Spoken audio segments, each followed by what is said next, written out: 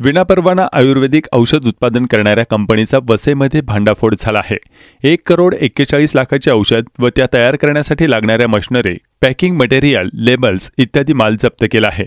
वसई पूर्व नवघर परिसरातील messrs Gaharwar pharma products private limited या कंपनीवर ही कारवाई करण्यात आली।